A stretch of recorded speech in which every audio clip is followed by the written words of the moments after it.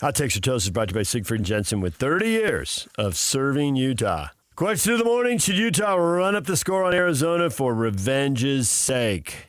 Yeah. Blitz them down late in the fourth quarter. Don't onside kick them. That's a tough one. But you can say, hey, just got to have my guys play.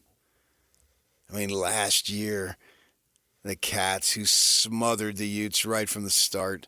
It was like that in the Oregon game where they were far outclassed.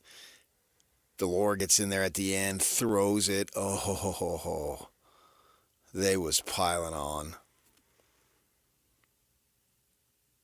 But they had to let their guys play. The backup quarterback. We can't take the ball out of his hand. Yeah, so if you onside kick, that's another story. But your other guys? Let your backups play. Yeah.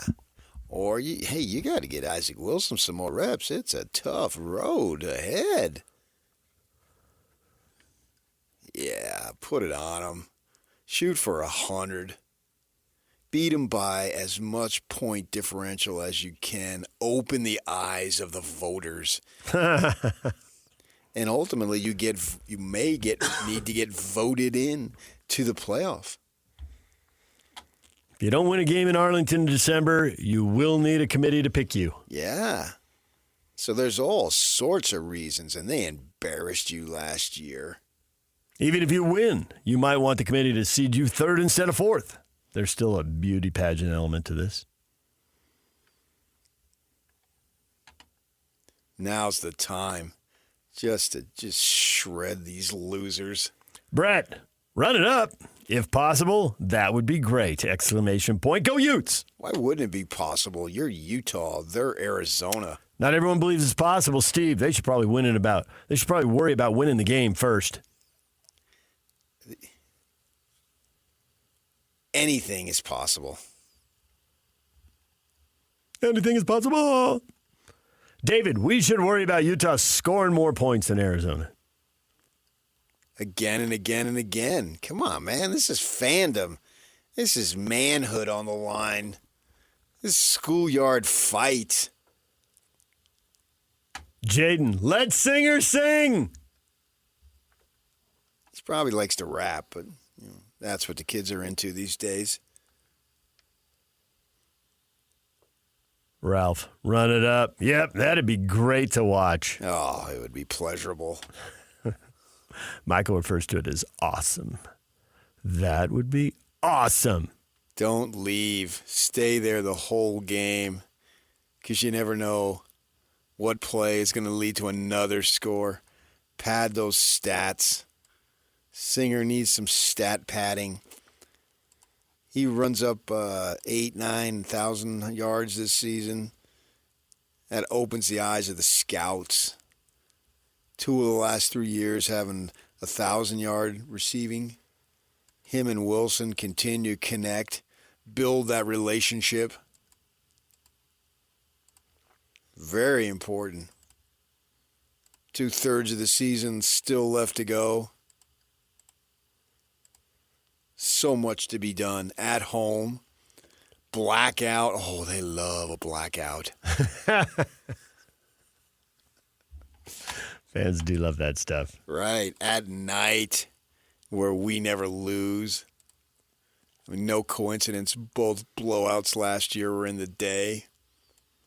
We own the night. Sing it. I don't know if that's a tune. If you do, you are free to do it, but I don't have anything in mind. So all those things, man, right there for you. And what, this is, after this, you've already played half of your home games? Schedule a little front-loaded there. Yeah. But you got 1 in October, 2 in November, and that's it. And then you close with, what is it? Do they close with 2 road games? Is it, or they play Colorado on the road, and then UCF. I'm not sure the order. Give you something to look up. Iowa State's the next to last game. It's at home. So Okay. But 3 of the last 4 on the road. Yeah. Goes by quick, man. No doubt about it. Obviously, everything does. So enjoy it while it's here. Who knows who will be alive next year to be able to enjoy it with the folks that you want to enjoy it with, for sure. Why not? So things in life that make a difference. I mean, the trip around the world, sure, yeah, that's great and all, but you hardly ever do that. And this is something that you can enjoy right now. Hang out at the tailgate. Yeah, take advantage of it, or just do tailgate at home. Bring your friends and family over, whoever you watch the ball games with. For sure, yeah. It's simple stuff. Maybe that's my perspective. I never took any vacations growing up. We didn't have the cash. I've taken far more as an adult than I ever took as a kid, that's for sure. But enjoy it. Doesn't come around often. And who knows how good the team's going to be next year, year after. We know they're good this year. That's undisputed or indisputed, whatever that word is. You can't dispute it, is what I'm trying to say. I think we got that part. It is undisputed. Yeah, I know. So have at it. I really mean that. Enjoy it. Enjoy the good times. It should be a good time. I think, that's leading up to the game. There's no score. There's no reason to be stressed at 6 o'clock, 7 o'clock. And I don't think there'll be a reason to be stressed at 10:30, 11 either, for that matter. You never know. I mean, I've been saying all week, Arizona can get you. Arizona's going to get somebody. They got enough talent to get somebody. Maybe surprise, maybe be an underdog and win a ball game. Just make sure it's not you. Oh, Later on, it might help you. Who knows? I pray that it's not me. I do. So one game, we beat Arizona, we can lose all the rest of the games, and I go into the winter happy. That's what we like. You happy in the winter. Because obviously they play the Devils at the end of the season. They kept that. That's what made no sense to me with your mark. You kept others, but you didn't keep the greatest rivalry you have in the league. I'm biased because I'm in this rivalry year after year, but I think it's the best one. I'm sure if I lived in Arizona still and never came up here, or I stayed in California and never came up here, I would not say that.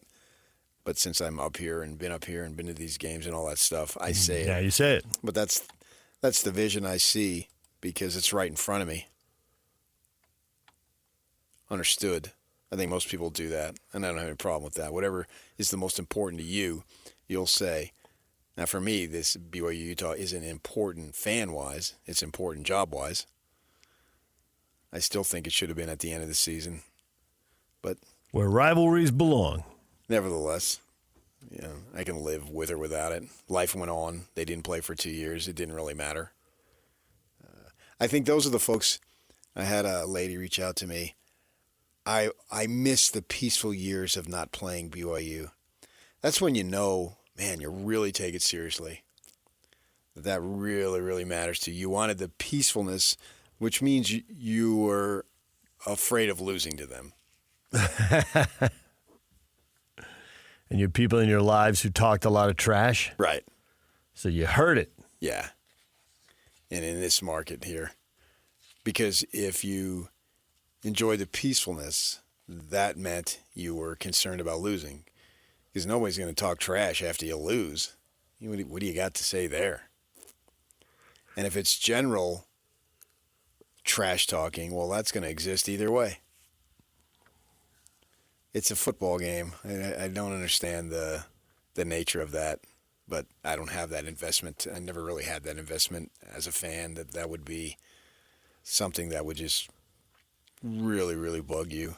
And trash talking, you get into that. I don't get into that. Your team won, so that makes you a better person than me. That's the essence of sports. If you learn anything at a young age, that's it right there. How come I must have not learned that? You did not. No. That was a lesson the nuns did not teach you, and none of us understand it. It's weird. All sarcasm. It's weird, but that is really how people behave. What's their weird? Their team wins, and they act like it makes them a better person. Yeah. And you're a loser. It's like, I'm a loser either way. I already know that. I've been told that a million times over.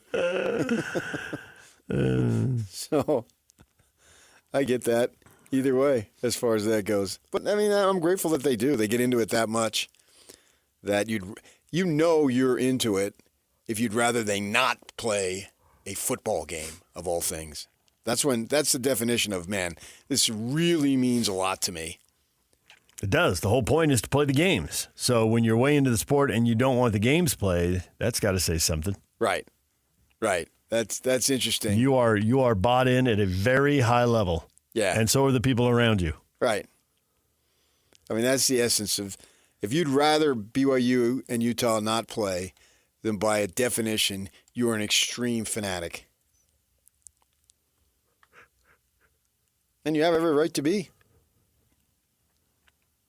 Good for you or bad for you if they should win or lose.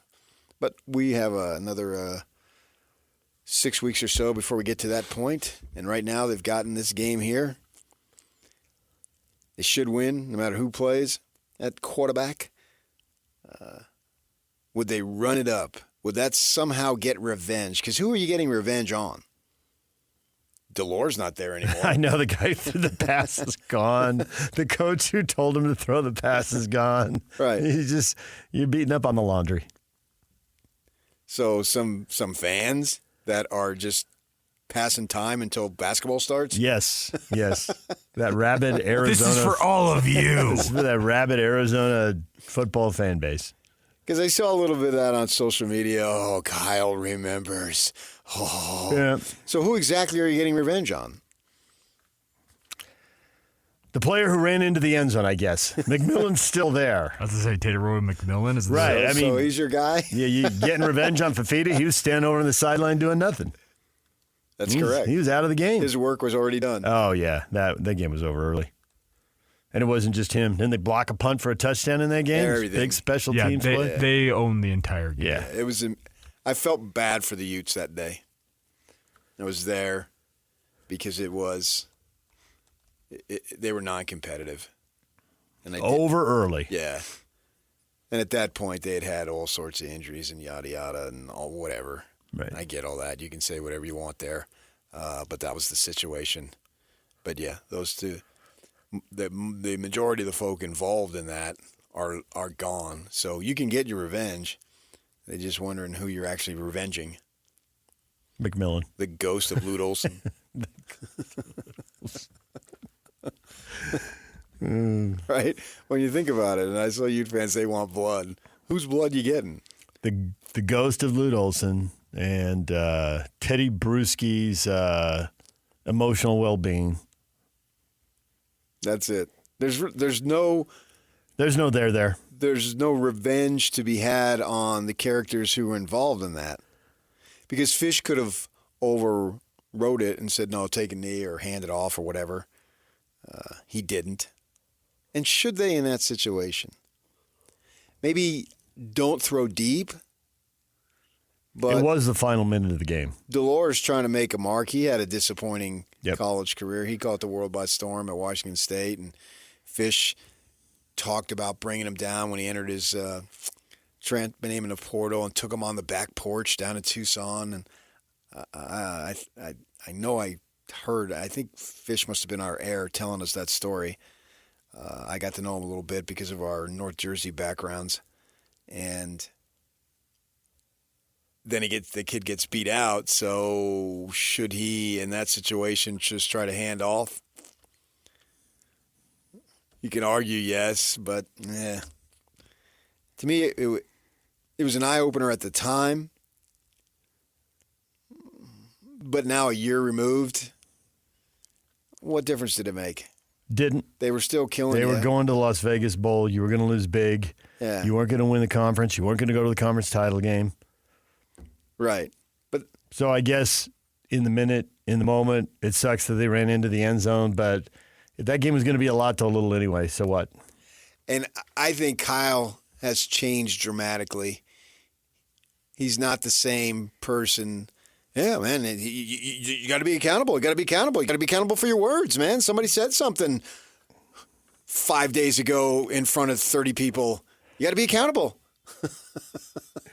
I guess the only way for Kyle to be who he is now, not who he is then, because I agree with you, he looks at things differently now, Why wouldn't you? That was more than a decade ago.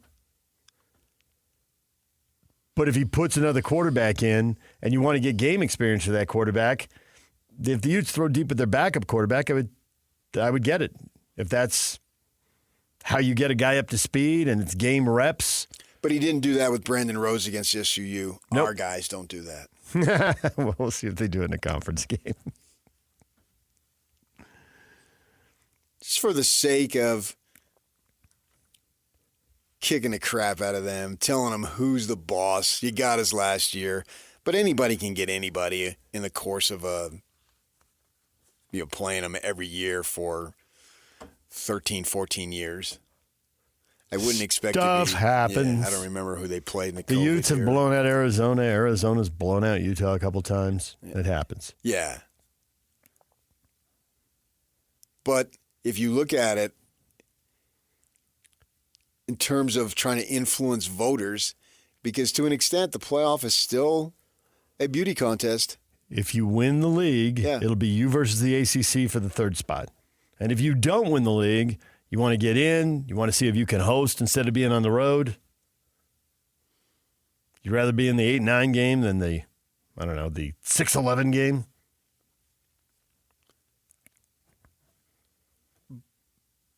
We looked at SMU. Wow, they put up 60. And they had various ways of scoring. It wasn't the offense exclusively, but that was an eye-catching score. So you can argue we need to have eye-catching scores, especially when we're playing at a time where 2/3 of the country isn't going to be watching. They'll be sleeping. Most likely even if they watch a little bit early, by halftime, who's going to be staying up watching that? You got things to do. Not everybody, you're not a college kid that can sleep till 11 o'clock on a Sunday. A lot of folks have stuff to do, and then just their body clock, it would be hard. It's midnight. It's halftime. It's time to go to bed. Yeah. So if you then look at it the next day, you get up and look at it on your phone. Look at that thing. Yeah, and they put 55, 60 on them. Yeah. And also for recruiting purposes, too. And if you have a freshman quarterback goes out there and throws 5 touchdown passes, now quarterbacks are likely going to shy away, but not receivers and other folks and offensive players that you probably turn into defense anyway if they're really good. that elite running back who's about to be an NFL safety, but he doesn't know it yet. That guy? Yeah. Now they would be attracted to that. There's a lot of reasons to go ahead and do those types of things that maybe don't meet the eye, and should you then overlook to an extent sportsmanship? Because how about, I don't remember who was in there for the Utah situation, but if you had cleared the bench on both sides, do the DBs just want to see you just hand off up the middle? Wouldn't they like to be tested? Wouldn't they like to be challenged? Get some opportunities to actually play football, not just be on the field. This is not the NFL where if you be on the field, it racks up games towards your pension. All right. That's another story there. And if you have an opportunity, suppose I can't remember who the play was against, suppose they picked it off. That would have been cool for that player, that absolutely. young man to get an interception and show his worth to the Scally and those guys on the defensive side. So really, what is sportsmanship in regard to running up the score? Maybe if it's a bomb, if it's a deep pass and you got nothing but green, do you stop? We see sometimes that they'll move the ball down the field and then they'll get in the red zone and there's less than a minute and you've moved the ball, but at that time you stop. So you don't actually score off of it. But it's hard to ask McMillan in that situation, go down. We'll throw you deep and all and pad the stats, but just go down at the 5-yard line and then we'll take a knee. Would that have been acceptable? As I suppose they could have done that. It's a little embarrassing. That's more embarrassing? Honestly, I think I'd be more embarrassed by You that. would? I'm some DB running down the field and I'm beating the guy, catches it and then he kneels down. You're pathetic. I'm having mercy on you. I mean, traditionally, you just hand off and run some play up the middle or off tackle or whatever. I mean, once you throw it that deep, It's too late. yeah. I mean, if there's a missed tackle and the guy zigzags around the safety who takes a bad angle and he runs to the end zone, even that falls under, hey, we'll let him play. Or just simply having McMillan in the game at that point. Yeah, I agree with that. And that's the thing I think Kyle would shy away from because I wouldn't think he'd want anyone getting injured. Injuries have been such a deal here for the last year and a half. Oh, I think that's overrated. Yeah? It's been ASU started a tight end and a running back at quarterback. I mean, it's a big deal here. Sure. So but if it's a big deal everywhere. They're and not the only ones. Then all the more reason to have him out of the game because it's football and it's that violent and it's happening everywhere. Get Keithy, Singer, whatever other frontline guys, Bernard, get him out of the game.